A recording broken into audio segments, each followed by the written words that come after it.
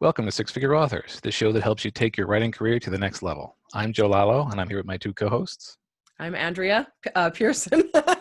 I'm Lindsay Baroker, and we just discussed beforehand if we were going to do last names or first names only, so we've got that mastered. Well done. All right.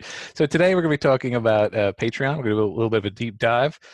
We'll be talking a lot about the value of having multiple. We talk a lot about the value of having multiple income streams, and subscription services like Patreon are offering some unique opportunities and utilities that other services don't. We'll start with an overview of what it is, and we'll move on to the ways authors use it. And finally, we'll give some best practices for how you might use it if you're interested in giving it a try. But before we do that, we can do some news and points of interest, and I'll start us off with a basic update. I am 75,000 words into the book I'm writing now and have continued for 2 straight weeks to put off actually starting the pre-order for the book that I'm releasing next. So that will be up at some point, but not right now. And that's about it, just writing and procrastinating. How about you guys?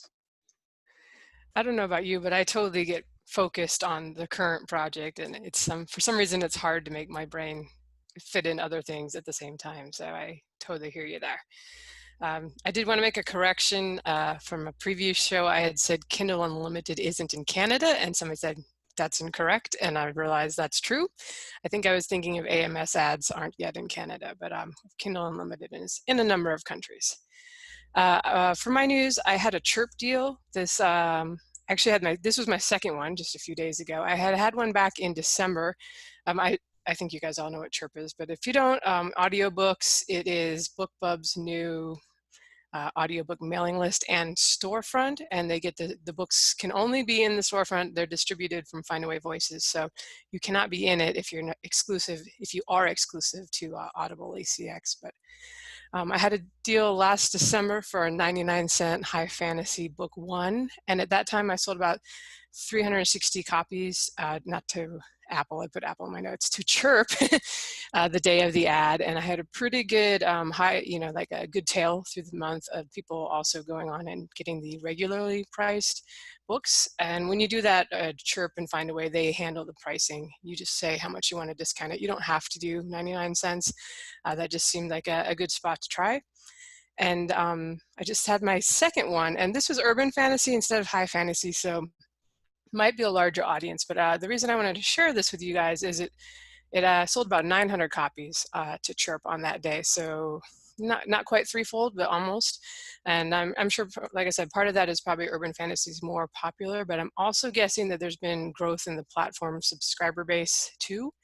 So it's just something to consider if you are thinking, if you're kind of on the fence, like, should I go exclusive with ACX with my audiobooks, or should I go non-exclusive, which means 25% royalty at Audible ACX instead of 40, but then you have the opportunity to sell direct from your site and earn money other places. You know, I feel like it's getting pretty competitive. Like, you're not probably going to sell as many as Audible, but you might make up that 15%. And these are, for me, books that are actually, the ebooks are exclusive with Amazon still for now. So I haven't had a real good comparison, like how they would do if they were linked on the same sales page in Google Play and Kobo and such. They'd probably do even better. So, but it's promising is what I'll say. And they're continuing to grow that, it looks like. All right, Andrea, moving on to you. Yeah, so I think I might have mentioned that I finally heard back from MailJet regarding the subscribers not triggering my automation sequence. And so they were working back and forth with me, and then they're like, hey, we're in the middle of switching support systems. Could you copy and paste our whole conversation into a new support ticket on our new support platform? And I haven't heard back, and it's been like 2 weeks. So I don't know what's going on. I also started a giveaway for readers, and I ended up purchasing the web version of King Sumo. And in case our readers don't know what King Sumo is, it's a giveaway platform that makes giveaways go viral, and it's really fantastic. I absolutely love it, and you can get new subscribers that way.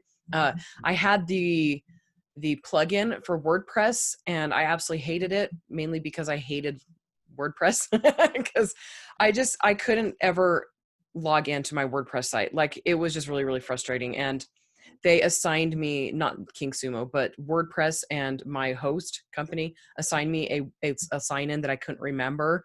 And so, yeah, anyway, so they have a web version that's absolutely fantastic. I ended up purchasing it. It's like $49, definitely worth it. And I love it. I've already done 2 giveaways. I did a giveaway for my other non-author channel that I started today. And then I do have a giveaway going for my readers right now. And it's just, I really like King Sumo and I'm loving the web version. So totally worth the $49. Thank you, King Sumo. You can send me some royalties. All right. So, again, as I said before, we're going to be talking about Patreon, and we're going to start off by describing what Patreon is if you don't know. Patreon is a service that allows people to subscribe to individual creators like they are a service. It's crowdfunding, but instead of like Kickstarter, where people are raising money to begin a project, Patreon allows you to designate subscription tiers to keep a project going. And there's different tiers, and you can assign, awards and rewards and all sorts of little bells and whistles for each tier. But mostly, it's just a way to allow your fans to subscribe to you. It's also worth mentioning. I'll say at this point, because it's very early on and we don't really know how it's going to go. Patreon recently lost a lawsuit, and they will be paying some money in arbitration. It seems like this is a pretty standard thing, and it's not going to have a huge impact, but just in case it turns out that Patreon explodes next week, you will know why. But anyhow, we're going to still talk about it because as of right now, all this information still stands. As tends to be the case, Patreon is not the only game in town when it comes to subscription services like this. There's alternatives like Subscribestar, which is starting to gain some ground, and Patreon and Subscribestar and the others, and there are actually quite a few. I looked them up.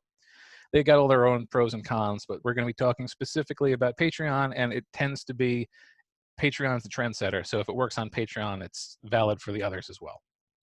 And we're going to be digging deeper into each aspect, but first we're going to give a quick rundown of how we use Patreon and how we intend to use it in the future. And for me, I have several tiers. Each are charged monthly. I used to do per creation and then made sure that I had something new every month, but that confused people because they thought it meant I might, release 6 things in one month and they get charged 6 times, which could be true. But I had already said I wasn't going to do that, so I decided screw it monthly and make sure that I actually do it monthly. And if you, by the way, can't keep up with your release schedule, you're able to pause your Patreon and it just won't charge people. So it's a pretty good system in that regard. My different tiers are short story, which is at least $1, and that gets you all of my stories that are less than 15,000 words. There's at least one of those every month. For $3, you get the novella tier, which is anything under 50,000 words, and you get about 3 or 4 of those a year. For $5, you get all of my novels 2 weeks early, in addition to all the other stuff. And for $15, you get all of my audiobooks whenever they release. And it's worth pointing out that people who sign up for these different tiers, they can move around if they want to. But if you sign up for 15, even if I only put a short story, you're still paying $15 that month. So you make people darn aware that that's the case, but it ends up sometimes you're selling a short story for $15 when that's the case, and that works out pretty well. So how about you guys? All right. It's good that you mentioned you can choose the monthly or per thing option. I do the per thing option since I'm doing whole novels when I charge them. And much as I write, I don't usually have something every single month.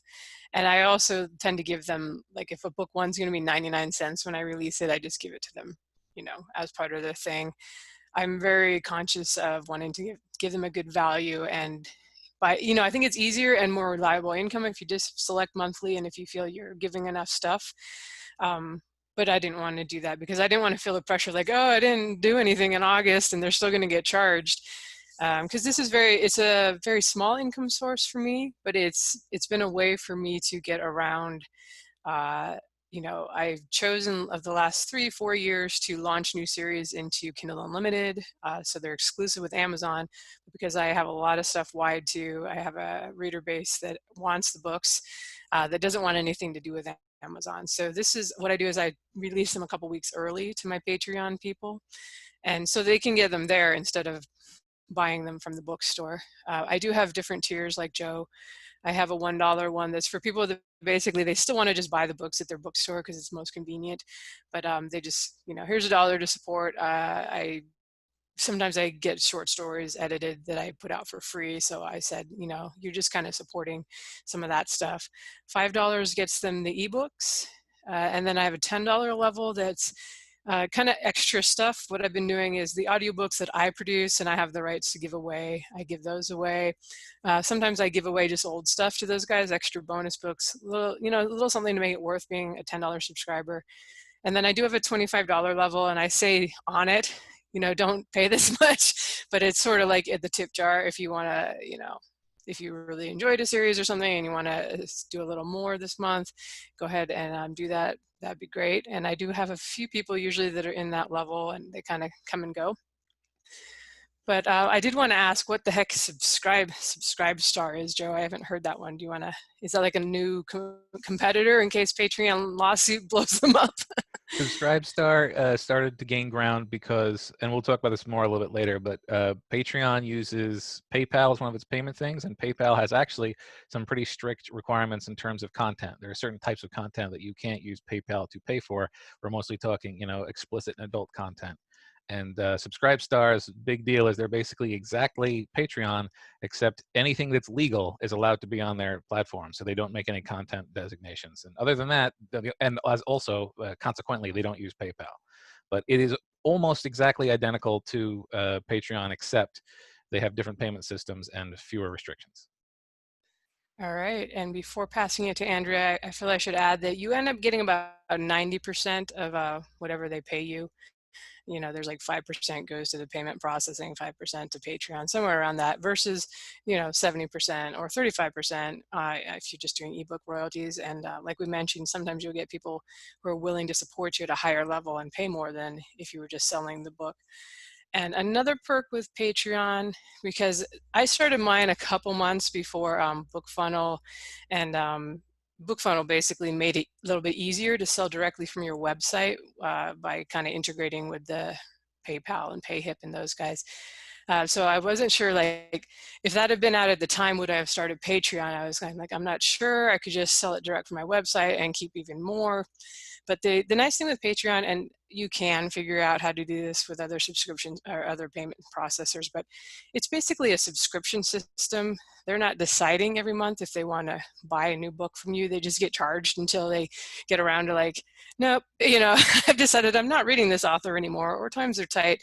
So it's kind of like the gym membership that goes for 6 months after you stopped going before you actually get around to quitting. So there's something nice about a subscription service. It's a little more steady income than if you're just making each time with each new release. Otherwise, they're going to have to make the decision, do I purchase this? Am I going to check out this new series? So that's one perk that you might not get with selling direct. But a lot of what we're going to be talking about, you can also just sell direct from your website these days. It's, not too complicated. All right, I'm passing it off to Andrea. Yeah, and we'll talk a little bit about, selling direct versus, people who don't want to create Patreon accounts versus selling direct, things like that. I set up Patreon after I started direct selling from my website. It's useful. It keeps everyone together because, I love that, like selling direct from your website. You don't have to remember with Patreon who wanted to do it, because Patreon, once they sign up, then they're there. So that's really nice. And I only need to put up one post or a couple of them depending on the tier levels, where with selling direct, I need to, like each person, if you have to contact them each individually, or if you just contact your list and not worry about whether or not they wanted or whatever. So yeah, the subscription service thing is really, really awesome. I like being able to sell direct, and I don't know, once that link is set up, then I don't have to worry about setting up a link again. I can, 5 years from now, I can be like, hey, here's that link again, buy this book. And that's kind of handy. I don't currently use Patreon. I have my account is technically active, but I'm not encouraging readers to support me right now because I'm not currently doing anything with it.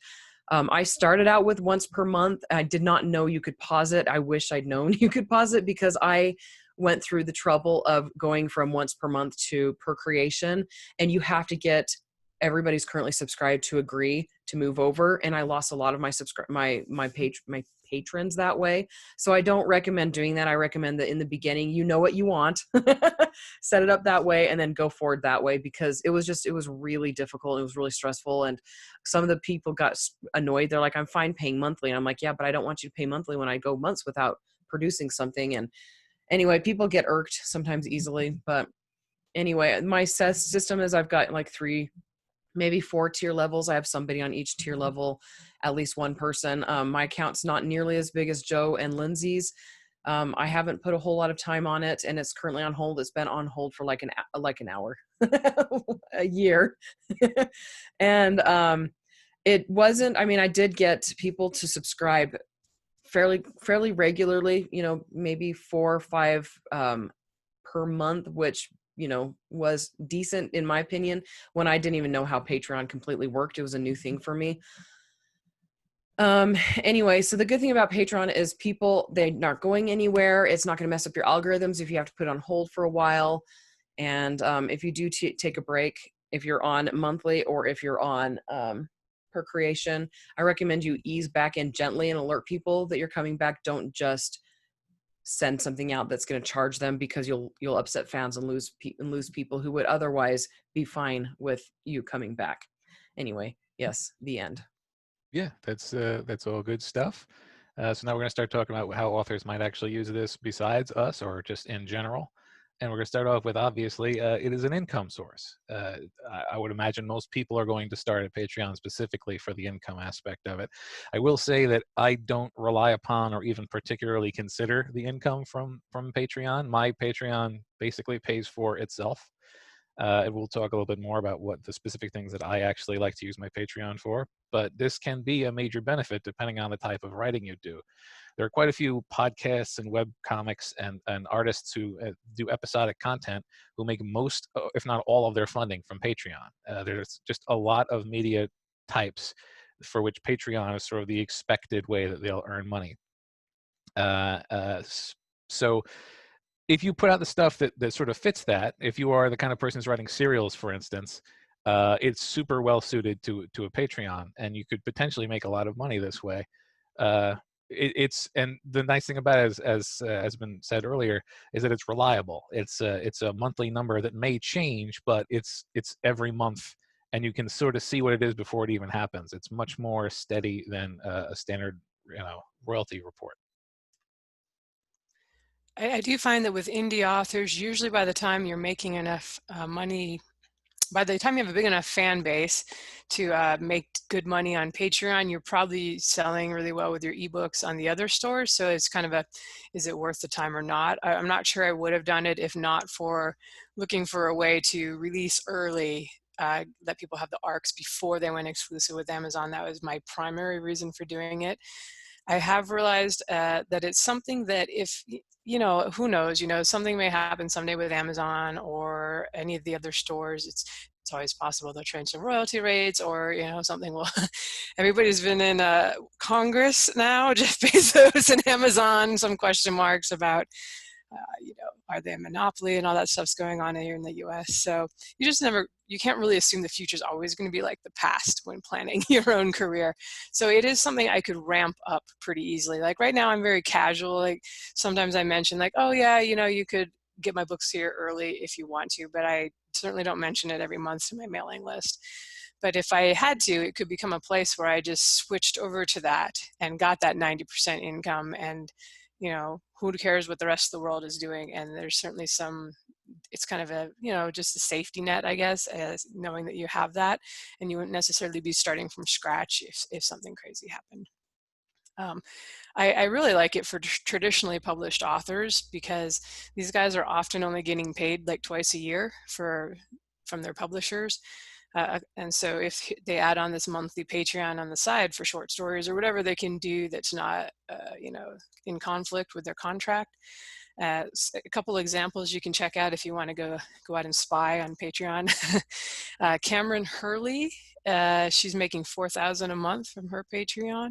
Fantasy author. Shauna McGuire, another fantasy author, making $14,000 a month from her Patreon. Or excuse me, those guys are both per short story, so they're not necessarily monthly.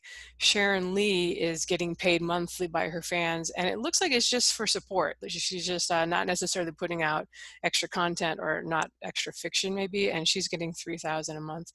That's a sci-fi author. So those are a couple examples. I'll put the links in the show notes if you want to go take a peek. So those are You know, if you're traditionally published, like I said, and only getting paid twice a year, why not come on over here and get monthly income from your fans? Because usually you have a bigger fan base with traditional publishing, but because you're getting a much smaller royalty from per book, you may not be making that great of an income just from your publisher. So the only other thing I want to mention is I talked about social selling direct as another option. There's also a social proof thing with Patreon that you're not going to get on your website from selling direct unless you find some plugin or something. But I feel like a third party saying, hey, this author has 300 subscribers, or hey, this author's making 10,000 a month from their subscribers, that has that effect of making people go, wow, there must be something good here. You know, other people are already involved with this. And I think that's something we shouldn't necessarily downplay. That is, you know, that's why we try to get reviews, right? It's that social proof element. All right, go ahead, Joe. All right. So another thing, and Lindsay was sort of talking about this a little bit, but test audience and test market. Even if you think you are not the right fit for a monthly income aspect of Patreon, it's fair to say that if anybody signs up for your Patreon, the first people who sign up are going to be your super fans. And there's a tremendous amount of value in having a small list of enthusiastic fans who are willing to support you on a regular basis. Just identifying them is sometimes worth the price of admission for Patreon. And these folks represent your best case scenario for any experiment you want to try to test out. These, you know, if you run a Patreon and you're giving your patrons a first look at your new experimental short story, or you're letting them pre-order things like merchandise or other stuff that might not work, it will give you a strong indication of if it has a chance at all to succeed. If the patrons aren't interested, chances are the general public won't be either. So it's a laboratory for you to test out your stuff, and also it's by definition going to be a smaller than a wide release. So even if it is successful, it lets you test out things like logistics. So like if you want to sell actual merch and you don't know how you're going to be able to mail it, it gives you a little laboratory of a few dozen to a few hundred people as opposed to thousands to teach you how much work it is to keep addresses straight and figure out, you know, postage and how the finances are going to work out. And if it's too difficult, then you know, these people are already with you. You know, you don't really risk losing people who are on the fence about you. These are people who are in it for the long haul. So it's very useful to have these people. And by the way, you can make sure that you let these people know that you appreciate them and you're giving them a break on this stuff. And I don't want to. A lot of the stuff I'm going to talk about makes it feel like you're using people just for the utility. And you should never make people feel like they're being used just for the utility. So, you know, make it worth their while. But it's absolutely worth your while to have this group of people. And also, it's sort of a smaller and more financially engaged version of your newsletter. Every post that you put out also shows up as an email. And people are, if you have not been particularly effective at keeping your newsletter interesting, your Patreon posts are always going to be more interesting to people because they know there's probably goodies associated. So if you have an announcement to make, you don't have to make posts just when you have something for them to download. You can do a Patreon post that's just informational. And it's sort of a smaller, more focused newsletter that sort of gives you a second hit at the people who are most likely to actually care about an announcement. So it's got a lot of utility in that way, just excluding the income aspect. We should point out too that the people who subscribe to Patreon are probably going to be your super fans. They're the ones they're willing to pay more. They're willing to sideload the book and download it from BookFunnel instead of just like, I want it delivered automatically on my device. You know, you also get their email addresses, which you do not get from Amazon or Kobo. Nobody else is going to give you the email addresses of the people that bought your books. So again, if in the future, if you like, let's say I decide to do a Kickstarter next week because I'm stoked by Brandon Sanderson's millions of dollars and I want to see if I can get tens of thousands of dollars. Who would I email? The people who I already know are willing to pay extra and kind of do that sort of extra side stuff, the slightly higher level of technical expertise that it's going to take to grab the book from BookFunnel rather than just having it appear on the device. Which doesn't mean you don't have super fans other places either. It's just that they're probably also they're probably not going to join Patreon if they're just casually buying some of your books. Like the people who do mine know they're going to get charged for every book, whether it's sci-fi or fantasy. You know, they're there for everything. So I know those are the people that are like, you know, I don't want to say the best fans, but you know, they're willing to pay more. They're willing to pay a premium, and a lot of them just do it to support you because you know, they know, because you can tell them that you make 90% instead of 70% or 35% on the sale of the book. So, and as far as, it is kind of funny that Joe mentioned them as kind of a test market, but I've known ask, but I've had people find typos in the early copies, even that, you know, that were missed by the typo hunters, and like, hey, here's a couple typos, and so they send it off. And I've also had people go and leave Goodreads reviews before the book comes out. So without having an ARC team necessarily, you know, so these people might be willing to do reviews too, if you ask, or even if you don't. So they're, again, it's just a place to kind of find and have the email addresses and be a little more closely connected and easier to reach out to the fans that have identified themselves as super fans, basically. Yeah, like when it comes to testing, I actually tested out a serial on Patreon last year. So just an FYI, if I fumble over my words, I have been having the hardest time with the English language all day today. My mother-in-law has been teasing me nonstop because I can't talk. Anyway, so I tested out a serial on Patreon. It went well, but not super well. And I have theories as to why. Like, you kind of, I mean, if you're going to do it, then you need to do it. I only did mine for 4 episodes, and which I now sell that direct from my website. If I were to do it again, I would have a plan for a longer serial that I planned out in advance that I could, you know, do for a while. This serial was meant to just drum up interest for my new series, and I'll talk about that a little bit later. But yeah, it's a great way to test things out, and I found out that my superfans love that serial, and now that it's direct, I have more people buying it than I did have people signing up for Patreon, and it's fun. It was more of a passion project again that I knew I wouldn't make a lot of money on, which, you know, testing it out on Patreon worked well enough for me to know it wouldn't work well as a serial on Amazon. Right. And sort of continuing what we were talking about, one of the big uses that we have on this show, at least, is pre-release. I know I do it. Lindsay does it. If you're planning to go exclusive, or if you're already exclusive, but you had started your career wide and you picked up some fans who either can't or won't shop on Amazon, you can set things up so that your patrons get their copies of the books before you release on Amazon. This is useful in a number of ways. It avoids the exclusivity problem because it was never it was never on sale at the same time as Amazon was. Plus, it's not a standard storefront, so you can get a little bit more control over who gets it and how. It's hidden behind a paywall that's sort of not directly associated with the book's price usually. So there's all sorts of plausible deniability. If you want to try shenanigans, don't try shenanigans.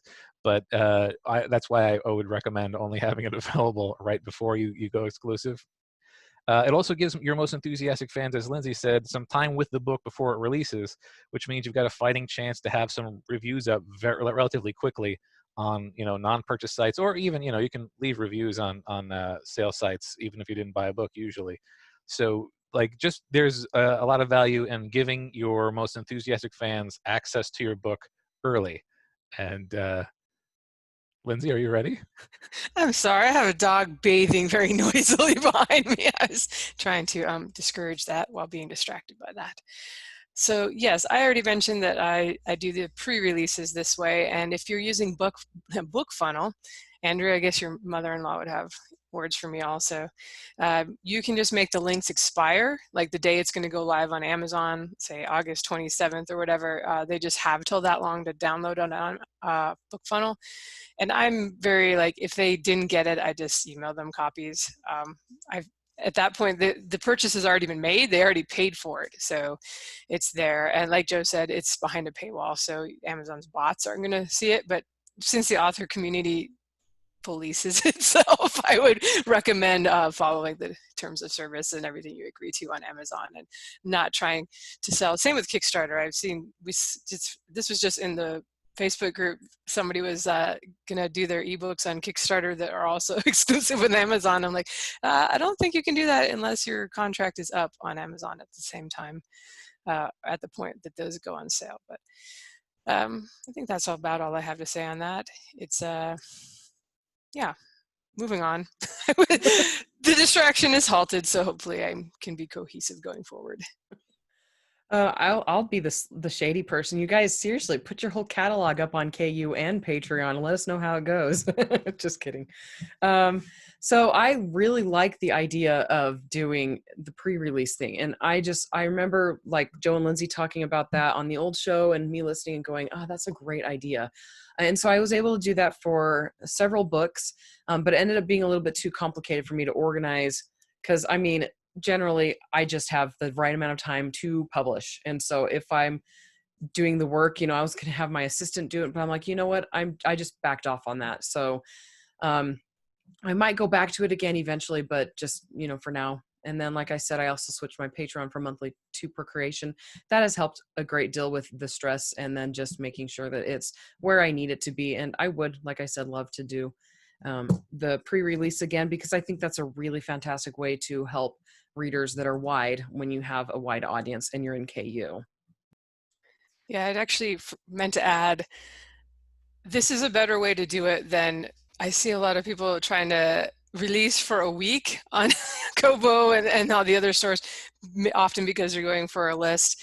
And boy, that's going to irk some people. You're going to have a lot of people that missed it, emailing Kobo for support or Apple for support. Where's the book? I didn't get it. It was in the newsletter. Where's the link?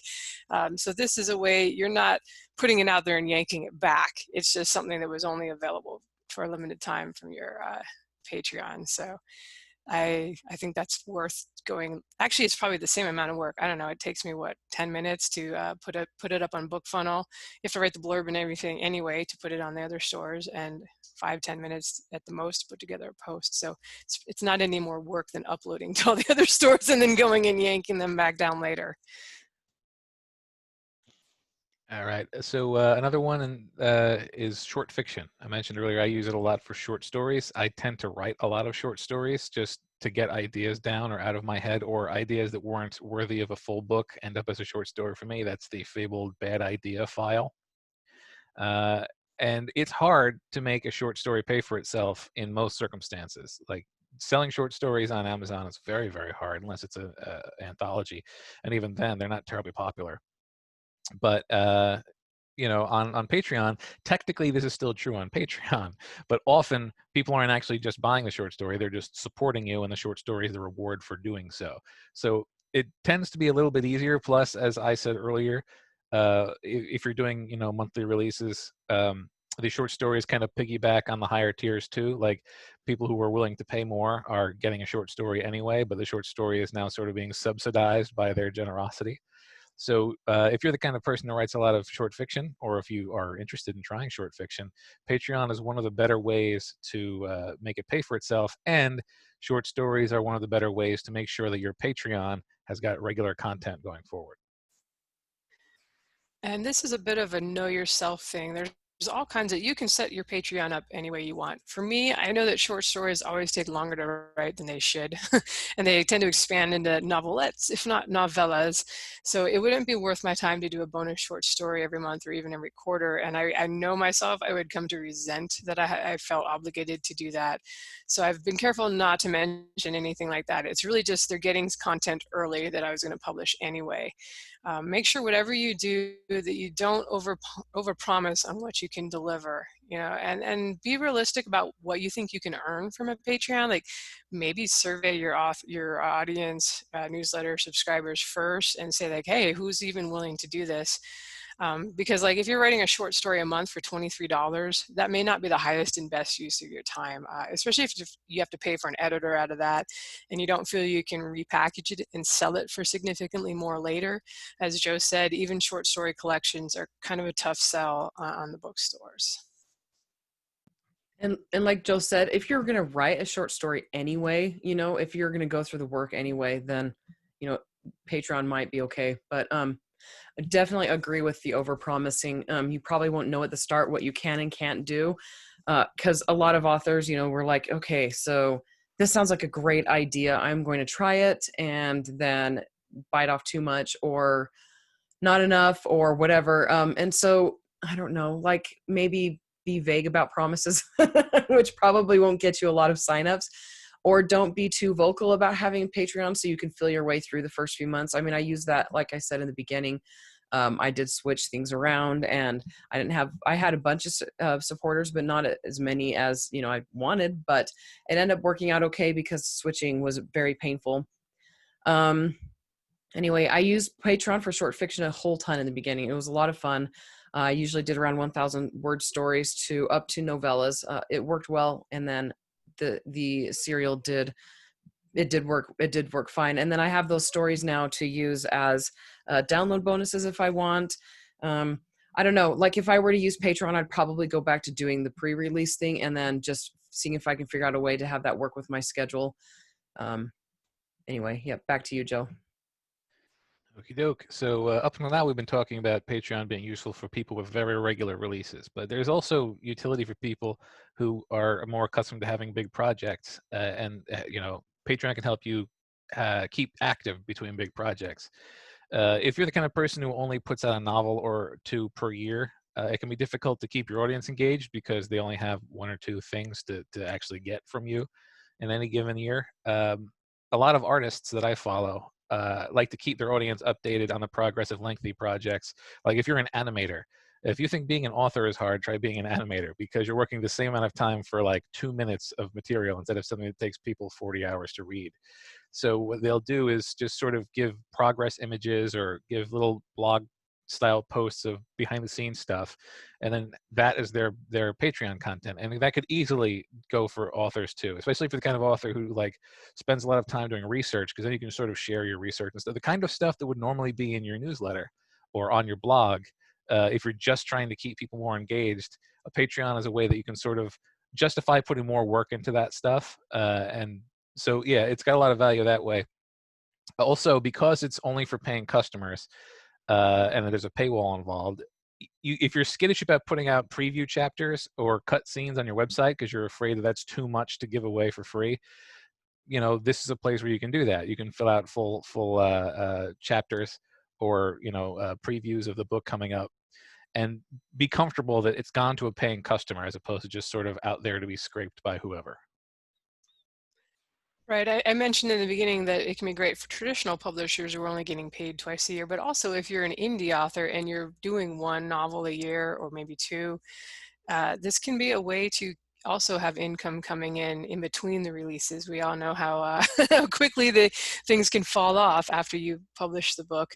So, and I personally, because I publish often, I haven't experimented with like putting up chapters or in the project in development.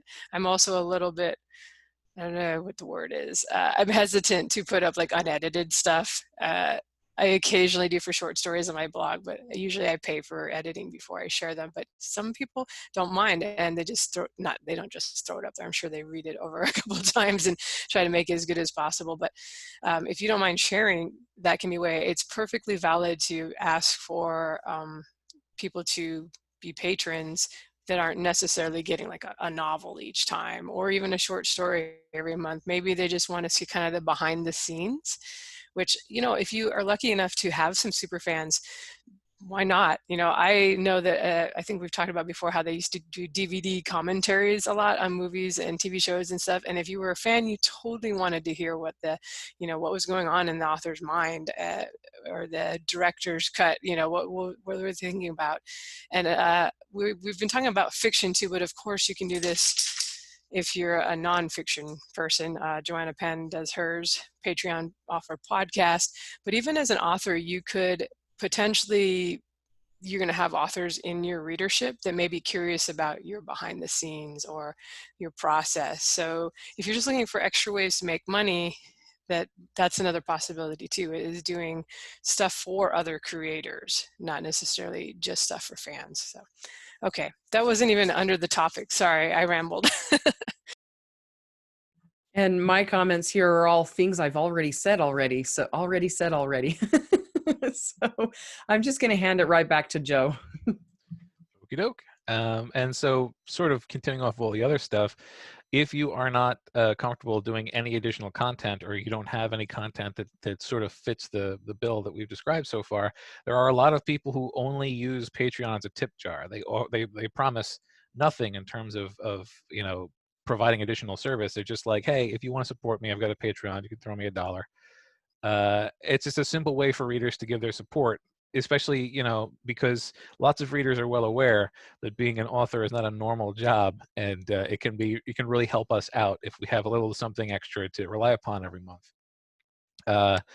If you're going to do this, however, if you're using the tip jar method, I would recommend keeping your tiers as low as possible, because the last thing you want is to make people sign up for a minimum of $5 a month. Just if they're charging paying you a reasonable amount, they're going to expect goodies. And if you're using the tip jar route, you have to basically let them give as little or as much as they choose. Right. I mentioned before that I have a $1 level that's just for people that are going to buy the books elsewhere and just kind of want to support. So like I said, you will find people that don't want to go through the hassle of BookFunnel link and sideloading it. Even though BookFunnel makes it a lot easier than it used to be, it's still extra work. And I've been doing this long enough now, over 2 years, I think, maybe going on 3, that people have lost the books, and so I have to go into customer service mode and like resend it to them and re-help them get something that expired a long time ago. And the more subscribers you have, the more that there will be. So that's just something to keep in mind too, that I don't necessarily discourage people from just buying the books from Amazon or Apple or Kobo if that's what they want to do. But having that little extra tip jar, you can get, people do want to support. They know that generally, not necessarily artists are all starving, but in general, most people are not making 6 figures as an author. Those of you who listen to our show, perhaps you are, or you will be, but in general, that's pretty rarefied air, and most artists can use a little extra every month. And honestly, I mean, I don't know, just being gracious and letting people know that you don't actually expect to get that money goes a really long way. I mean, my mother-in-law is here visiting, and I love her to death. She's absolutely amazing.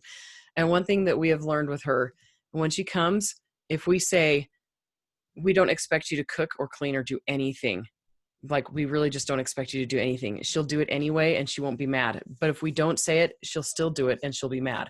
So we make sure that she knows she's not expected to do that stuff, and she'll do it just because that's the way she is, but if we don't say it, then she gets angry. And people are convoluted and confusing sometimes, but it's the same way with when it comes to asking for tips. You make sure they know they don't need to do it, and then ask for very little amount. And I really like the idea behind this, and I tried implementing it, and it was hard for me to have people giving me money without me feeling like I was giving them something in return. But like, to our readers, I know that it's not that way to them. They know that being an author is difficult, and a lot of them just want to say thank you without getting something in return. And so I think that's very valid. And like the other two said, keep it low and make sure they know that you are really grateful for everything that you're doing, that they're doing for you. Anyway, so yeah. Yeah, I'll say this. Like, I never intended to be a tip jar. I was always going to be giving people short stories, even for the lowest tier. But I have on occasion sort of let my hopper run out of short stories. Not so much that I didn't have any left, but I didn't have any that were presentable, because I do put covers on them, because that's something I didn't mention earlier. You can set earnings goals, and once you hit a goal, then you might upgrade the stuff that you're giving. And I hit the goal for covers, so I do covers for everything and edits for everything, and I just didn't have any ready for edit. It was going to be close, and I said that I was going to pause it, and everyone who replied to that message were like, don't pause it, we're supporting you because we want to support you. Even if we don't get something this month, we still want to support you. So that sort of illustrates that those people would still be supporting me in the tip jar mode. So just keep that in mind. So along the way, we've been talking about basically best practices like for each section, but we're going to go a little bit more into best practices here. Users of Patreon have certain expectations, and there are certain associated tasks that you'll need to make sure that you can pull off before you're willing to dedicate yourself too deeply to running a Patreon. We're going to start with delivering your product. Patreon has got a pretty flexible posting interface. You can do options like you can do text, you can put attachments on things, you can do images, you can do videos, you can do audio. Basically anything that you might put on a WordPress site, you can put into a Patreon post. But if you're going to be delivering to people who are accustomed to reading ebooks, you're going to want to use something like BookFunnel to actually deliver the ebooks to them instead of having them, it's just one step easier than giving them a link. Same goes for short audio. You can use BookFunnel for that. If you are like what I do is for the audiobook tier, when I have a new audiobook, there's only a handful of people in that tier. So if you're delivering particularly large files to a particularly small group of people, you can squeak by with a Dropbox zip file. Just put it in your Dropbox and put a shared link. That'll work. I wouldn't recommend it for anything too large or for too many people. And also, if you're doing videos, the standard method is to do an unlisted YouTube video, and then you put the link in there.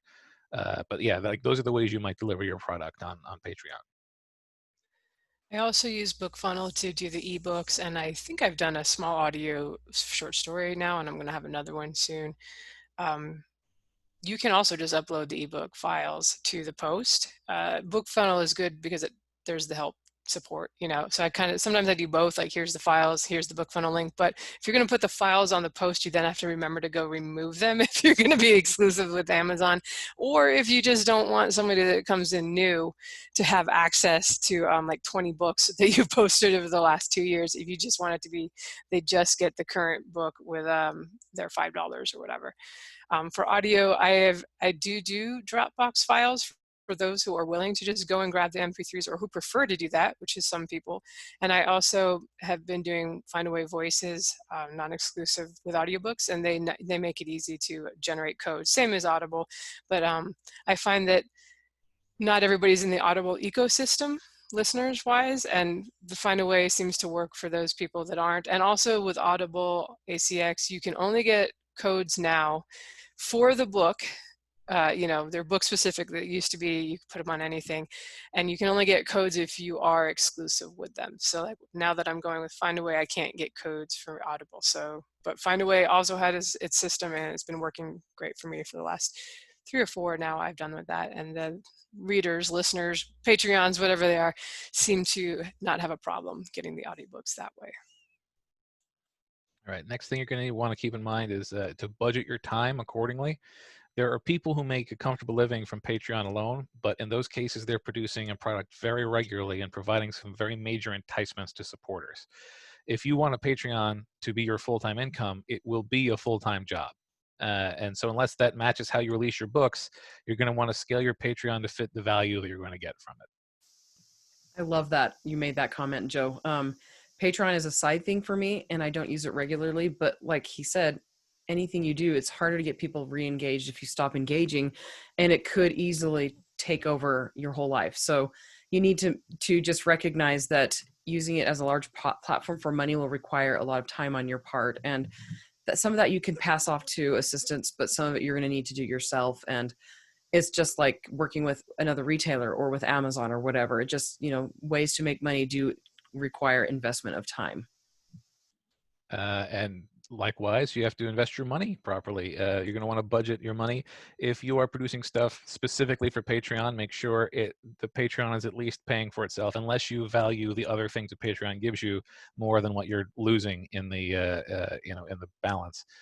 If you're giving Patreon goodies, make sure the fulfillment isn't costing you too much. I know some artists who send out pins and stickers every month, and to pull that off, you've got to be really on top of postage and prices and stuff like that, and darn good about packing and addressing stuff. So in my case, I pretty much scaled my Patreon such that it pays for itself exactly. The Patreon covers the cover and the edit. You don't want to start going into into the black or into the red, that is, for your Patreon if you are specifically trying to make money off of it. Right. This is why I'm a big fan of just putting stuff out early that I was going to put out anyway on the bookstores, because both for time and money reasons, right? If I have to write extra content, or if I have to get extra things for this, then it becomes more of a consideration. And I'm a big fan of digital content. I mentioned that we were talking about Kickstarter stuff, it's the cheapest thing you will ever deliver, you know? So, but what I do usually about once a year is I offer signed paperbacks to like my top tier patrons. I just ask them like, hey, do you want a copy of whatever my most recent book one or something is? And sometimes they say yes, and sometimes they're like, no, I'm all digital these days. But I think that's a cool thing to offer. And maybe not every time, you know, like I usually do it before Christmas, like, hey, you know, I would love to go to the post office and stand in line this time of year. So maybe that's not the best time to do it. Maybe you should do it in July. But for somebody that's been a supporter for a while, like, and is giving you $200 lifetime, yeah, you can send them a signed paperback and you're not going to be in the red for that. Next up is if you're going to be providing, this is a small one, but if you're going to be providing a product or service, you might want to consider updating your tax info on your Patreon. This is pretty recent they did this, but certain regions apply certain additional taxes to certain types of products. And you can save your patrons a little bit of money by identifying exactly what kind of product they're getting in exchange for their support. By default, it's general support, and that is taxed differently than, say, you know, in exchange for an ebook. You don't really have to figure out what the tax should be. There's a list of things that you can choose from. You just choose which one it is and what proportion of each tier goes to it. If you don't do this, you're probably not going to be in trouble. You won't be in trouble. They'll just assume that you're doing it specifically for general support. But slicing things up the way they really are is a way that you can potentially save a few cents to your patrons, which might really help them out and might entice just a few more people to follow you. Also, as a best practices, try not to make your Patreon a paywall to hide content behind exclusively. This is one of those your mileage may vary things, but audiences tend to respond better to a Patreon if the content that's there isn't always going to only be there. Early releases work great. Short stories that are eventually released publicly work well. It's basically the same thing with going exclusive on Kindle. Some people just are never going to follow you to Patreon, and those people are going to resent the people who do go on Patreon if they never have the opportunity to get the stuff that's there. There are just some people who can't or won't use Patreon. And if you are charging, if you are hiding products from them, they're either going to feel like, well, I'm buying all of your stuff on this other store, and now I have to go to Patreon too to get stuff. It can cause gouging, and they feel as though they're being gouged. And weird but true, it can really hurt, the goodwill that you might have built up, depending on your type of audience. And again, audiences vary from genre to media form. So keep an eye on the sort of things that people expect, and follow those rules. Right, and I think this may be especially true for fiction. You're going to want to put it out there anyway. Any fiction you write, you're going to want to put out to as many people and sell again eventually. So the early release model works pretty well for Patreon.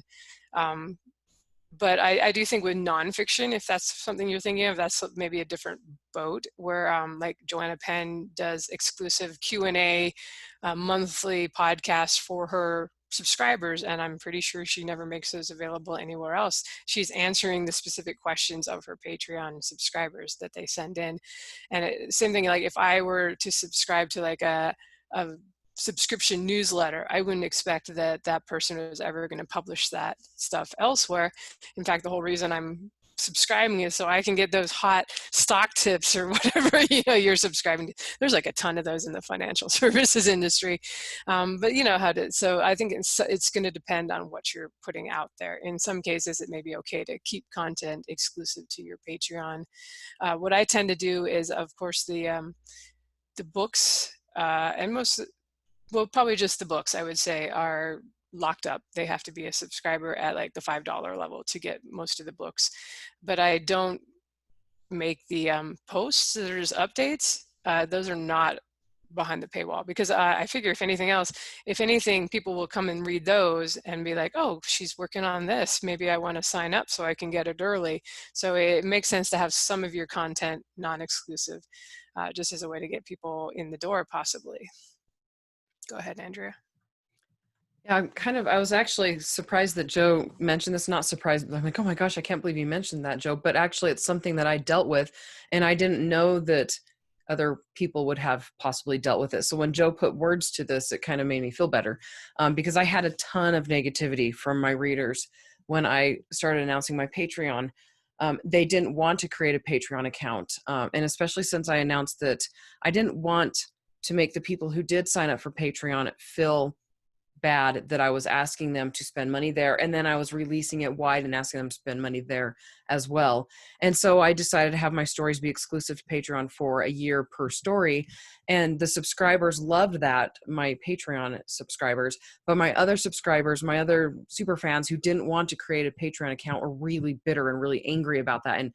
And when one person's vocal, or like 10 people are vocal, a lot more are vocal. And so my plan was to move things from Patreon to the general public after about a year. But I ended up moving things over earlier than that, not early enough where the people on Patreon would be subscribed or would be offended, but I just was tired of dealing with the complaints, and they didn't want to learn a new system. They wanted their stories through Amazon or through BookFunnel. And I use BookFunnel for Patreon, but they didn't want to have to give money to Patreon too, or create an account. And I honestly, it was kind of weird. I had a lot of people ask if I needed money, and they're like, I'll just donate to PayPal. And I'm like, I don't understand why. I'm like, I don't need money. I'm just, trying to, bring in an additional stream of revenue, but also benefit my readers in a different way. And I wasn't weird about that situation. I didn't come across to them like, hey guys, I really need your money. Could you please it was just kind of weird. So I had people be like, hey, what's your PayPal? I'll just donate money if you need money. So it just makes me wonder if authors, if the readers, they were getting hounded by authors during that time, like if it was the thing to do and a whole bunch of authors were asking people to sign up for their Patreon accounts. And so where it kind of burned them out, I don't know. But like what Joe said, it rubbed a lot of my readers wrong. They were excited about this story. Most of them didn't follow over to Patreon, though. If I could do it all over again, I would sell those stories direct instead of using Patreon. I would have made more money, and my super fans who didn't want to go to Patreon would still have bought. So, yeah, good times. All right. This is a small, just friendly thing, but it's generally a good policy not to guilt or pressure people on their subscriptions. There are people who are going to come and go, or they're going to support at a higher level and then have to drop down. And you will get messages from these people saying, I'm really sorry, but I have to drop my subscription, or I have to, eliminate it. No, don't pressure people. I would hope that's obvious, but I have supported people briefly. Like I have supported people and then my intention had only been to support them for a couple of months. And then I have received emails from them asking why I don't support them anymore. And that doesn't make you feel good. So don't do that. Let people have their own financial situation on their own. That's should be obvious, but not obvious enough apparently. Yeah, it would never occur to me to comment on somebody leaving or chase them down, or even I don't look. But it is probably worth noting that when you're making your financial goals, that you're like, oh great, I'm going to make 500 this month from Patreon. There's probably going to be a few payments that don't go through, or there'll be people that come and go. So whatever your goal is for Patreon, don't count on the full amount coming in. Estimate a little lower if you start to depend on that income. Just good to keep in mind. Yeah, sorry, I was getting distracted by the doggy shaking. Anyway, so yeah, people are really shy about this aspect of Patreon. I got really bashful apology emails when people had to drop their support or go lower. And so be prepared to be gracious, and don't have your feelings hurt if someone, even a really, really beloved reader, stops supporting you. Honestly, I can't believe that's so tacky that people would email and be like, hey, why aren't you supporting us anymore? That's so tacky. So don't do that. And then if people do have to drop it, appreciate what they did give you, or the fact that they wanted to help you out, even if they weren't able to, as much as you would have liked them to, or they wanted to. Yep. All right. We only have a little bit more here. You should be aware of how this stuff is going to be used, because if you've never run a Patreon before, there's a couple of differences. The main one is, by default, if someone supports you at a certain level, they are able to access the entire backlog of content intended for that level. If you've been running a Patreon for 3 years and you've been releasing audio novels for patrons at the $15 level, and then a new subscriber shows up and pays $15 for 1 month, they can go back and get the entire backlog of stuff. So they basically got 3 years worth for 1 month of pay. You can get around this by using links that expire and stuff like that. But a lot of people who use Patreon as their like primary way that they get content sort of expect the backlog thing. Like it's sort of a bonus of Patreon. So I'm not saying you need to provide it for them in that way, but there's a certain type of person that exists mostly only on Patreon who expect that sort of thing, and you're never going to get that person if you don't provide it in that way. And also, unless you provide it yourself, there's nothing resembling DRM. So if you're worried about piracy, Patreon could be considered a risk because you're giving people raw files, but the same can be said for selling direct mostly. So that's less of a Patreon specific thing. We should have probably also mentioned too, because we didn't bring it up anywhere else. And I remember there's kind of a stink raised about a year ago when somebody actually read the terms of service and then went out and tweeted. And it basically says Patreon can use whatever you post for their own nefarious purposes or whatever, probably not. Probably nobody cares what you post, but it is worth considering. Like if you use the book funnel and you point to links that expire, you're not actually putting any content that you care about on your Patreon account. But if you're like putting up chapters for a book that hasn't come out yet, it's just something to keep in mind. Like 99.9% chance Patreon doesn't care and they're never going to look at your content, but you are agreeing to, I think it's to like allow them use it for marketing purposes or something. I haven't even looked at that terms of service for since the stink was raised about a year ago. But that is something to consider if you're posting directly your stories into Patreon. I usually only put short stories in if I'm also posting them for free on my website, and I really don't care. The whole purpose of the short story is to try to get people to get hooked on the characters and want to buy the books. So I could care less if somebody pirates it and puts it somewhere else or uses it for something. But if that is a concern for you, read through the terms of service before you sign up, just so you know what you're getting into. Yeah, piracy isn't something that bothers me. Like people are going to steal if they're going to steal. But what did bother me was I had several people sign up, grab everything, and then leave before I'd publish new content. So they never even had to pay a dime. And I was like, that's so low life. And it irked me that they were readers who were on my list because those people feel like they're my friends or whatever. Anyway, so how I got around it was I deleted earlier posts, and that's creating a whole lot of work. And I don't know if it's probably just not worth doing with. It's like trying to go to all those sites that say, hey, get this author's free book. And instead of letting them download it, they download a virus instead. It's just like trying to get those people to stop carrying pirated copies of books. It's just not worth the time. But using links on BookFunnel, like BookFunnel links that expired, would have been a fantastic idea if I'd thought about it. Gosh, Joe, you should have told me about that a long time ago. I'll try to be mindful of innovations as they come to me. Yes, thank you. I will say that I don't know specifically, I should have looked this up, but if you do monthly now, I believe there is a way, it might be default these days, that it will charge their first month immediately. So they can't pull the whole show up before billing and cash out thing. So that's a nice little change. All right, and the last thing here, be mindful, we mentioned it way at the beginning, be mindful of content restrictions. Patreon's been getting increasingly restrictive on certain types of content. We're talking mostly erotica and things like that. So if that's the kind of thing that you produce, then be aware that you're going to be under additional scrutiny. And this is a thing that's been rubbing people the wrong way, and it's starting to chase people away from Patreon when this is the type of thing they produce. This goes even if you're not using Patreon itself to release those goods. If you are an artist or an author who produces the kind of content that Patreon would not allow you to release on Patreon, but you're using Patreon as a tip jar, Patreon will go and look at your other stuff and see if you're trying to skirt their rules by doing that, and will punish you accordingly. Generally speaking, they're only checking places that you've linked to. So like if you link to a story that you shouldn't have been able to post, then obviously that breaks their terms of service. But occasionally your profile will have, say, your Twitter account where you're releasing images that you wouldn't have been able to put on Patreon. And that will bite you too. So if you're the kind of person who has potentially sensitive information, or not information, it's potentially sensitive content, then Patreon might not be for you. And in those situations, you'll be going to places like Subscribestar, which we mentioned earlier has far fewer restrictions on that stuff. However, please be aware that if you go to Subscribestar or other places that are existing basically because of the stuff that Patreon doesn't allow you to do, that your neighborhood is going to be people who produce content that is similarly sensitive, and perhaps not sensitive in the same way that yours is. And you might end up getting grouped up with a group of people that you wouldn't want to hang out with otherwise. So content restrictions, and this is, I realize, affects a very small percentage of the people who would be listening to the show, but it affects, you know, enough people to create an entire list of alternatives. So just keep that in mind. Joe, it almost sounds like you're talking from experience.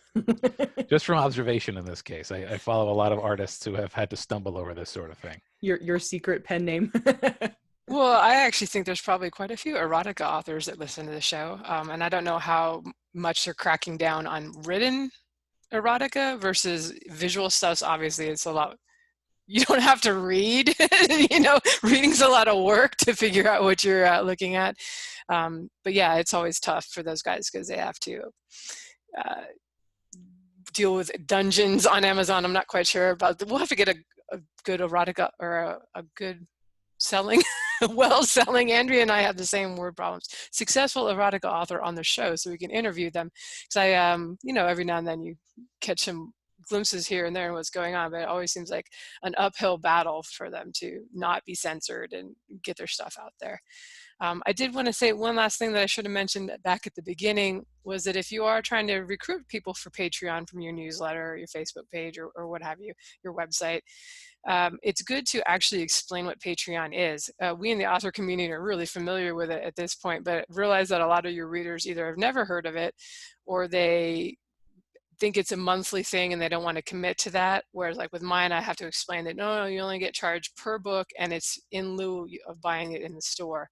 So that's something you should explain whenever you, and I'm bad about that. I do explain it on the page that you create, but it's a good idea to kind of emphasize, say what it is, say why you're doing it, you know, that you get more of the money that way, you know, that, you know, it's just whatever it is your goal is, make sure to share it with them. And maybe they will check it out even if they weren't familiar with it before.